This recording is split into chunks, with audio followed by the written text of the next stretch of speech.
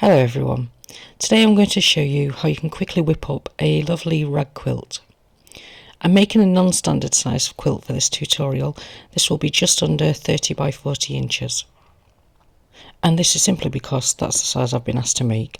Luckily it's also the amount of this particular fabric that I have left that will effectively show you the process nicely. I'll add a link to the fabrics in the description below. I'm using 10-inch squares and I need a total of 24 squares of at least 2 different fabrics, 12 from each. I'm using the same fabrics on the front and back. Obviously you can use smaller squares if you prefer. Whatever size you choose, you'll need a piece of wadding for each that measures 1 inch smaller. So for my 10-inch squares I'll be needing 12 pieces of wadding measuring 9 by 9 inch. You'll also need a good sharp set of scissors or snips. I showed my smaller ones here in the video, but I later realised that the bigger scriber scissors that I've got and that we actually sell work much better. Again, I'll link to those in the description. So the first job is sewing the front and back fabrics together with wadding inside. Place your first square right side down, then add your wadding in the middle. Top that with another piece of fabric, this time facing up. Sew a line of stitching from one corner to the other.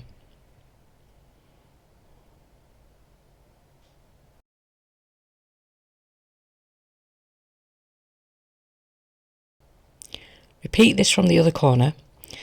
At this point I didn't pin it together, and despite the fact that I normally don't bother when I don't need to, I kind of wish I had here to keep the pieces all held together properly, but hey ho. So anyway, sew the first diagonal line.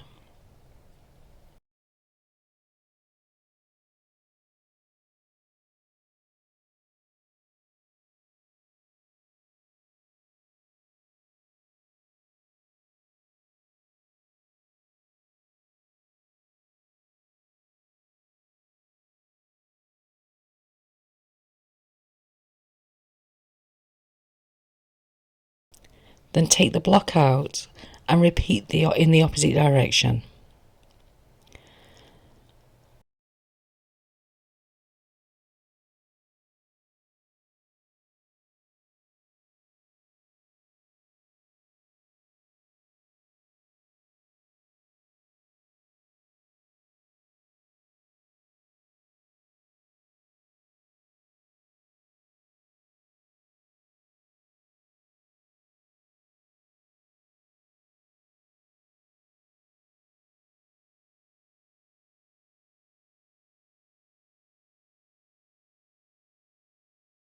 This is faster if you chain stitch the blocks.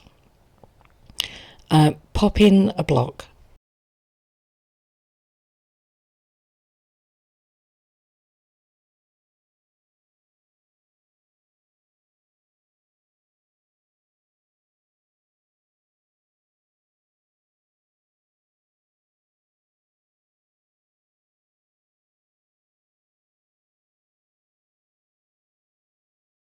Sew the first diagonal line.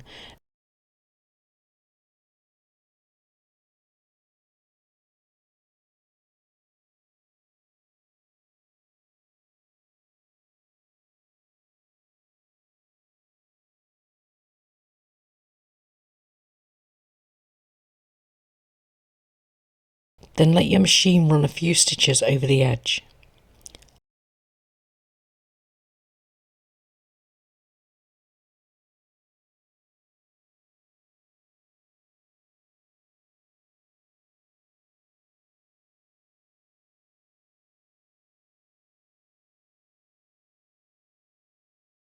Lift up the presser foot and pop in another quilt sandwich. Lower the foot and sew again. Go ahead and sew all those first lines of stitching on your blocks. Now I'm going to go off and do all that and then come back.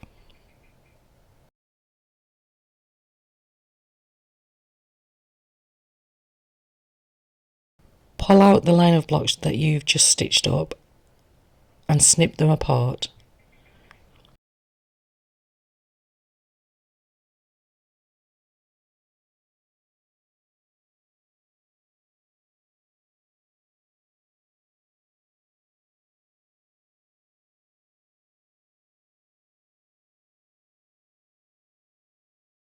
Then repeat the process to sew the other line. Again, clip those apart and the blocks are all ready to go.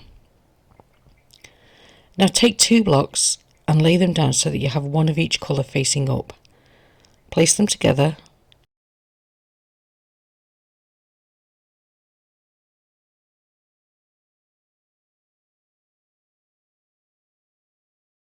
and sew down the right hand side at a 1/2 inch seam allowance.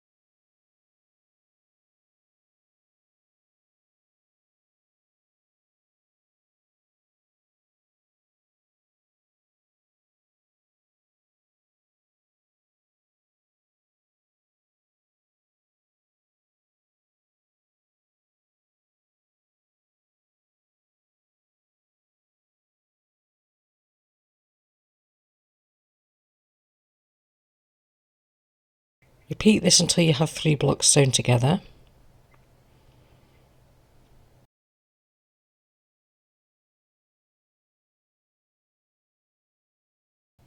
Then repeat the process over again until you end up with 4 rows of 3 blocks. Remember to alternate the colours as required and always check you're sewing them together so that the ragged parts are on the same side of the quilt.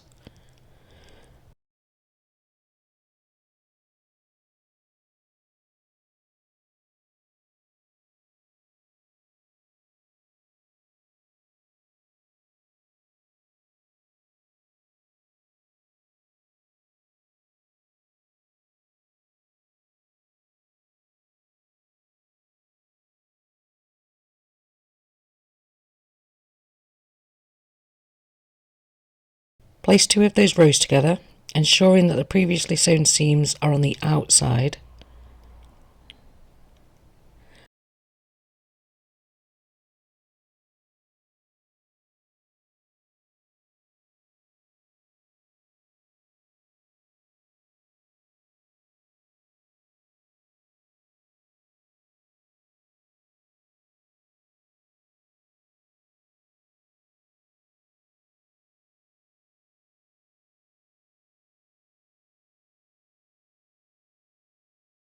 Sew along the entire row, again that's 1/2 inch seam allowance.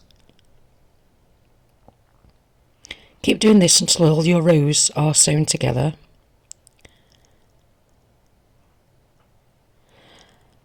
And then go ahead and stitch a 1/2 inch seam allowance all the way around the perimeter of the quilt. Now for lots of snipping. Fold over the first row so that the seam is at the edge and easily handled. Snip through the layers at roughly 1 centimetre increments. This doesn't need to be completely accurate, so don't worry about that. Just be sure that you don't cut through the stitching.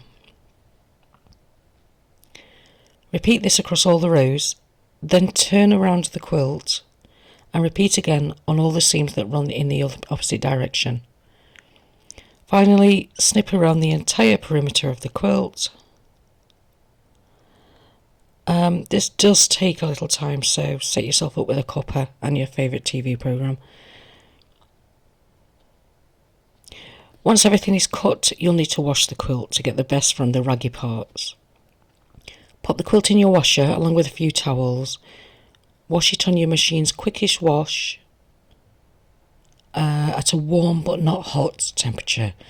I used a 30-minute cycle and that was 30 degrees. Now the more this is washed, the raggier it will become. The image here, this was only washed and dried once, but the more it's washed, the raggier it will become. I would suggest, assuming you're making this as a gift, that you wash and dry it at least twice before gifting it. If you dry it in a dryer, again, make sure you put in a few towels with it and use a warm, not hot cycle, and check the lint trap in the dryer every now and again.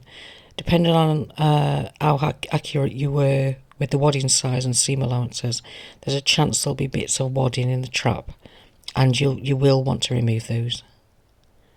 I actually just dried this on the washing line and it still looks great. So snipping all those edges took a lot longer than the actual cutting and sewing process, but this quilt was finished up in a total of around 6 hours, and that includes the washing time. That's it for this one. Thank you all so much for watching, and if you haven't already, please consider liking this video and subscribing to our channel. Don't forget to click the bell and select all so that you don't miss future videos. Until next time, happy sewing.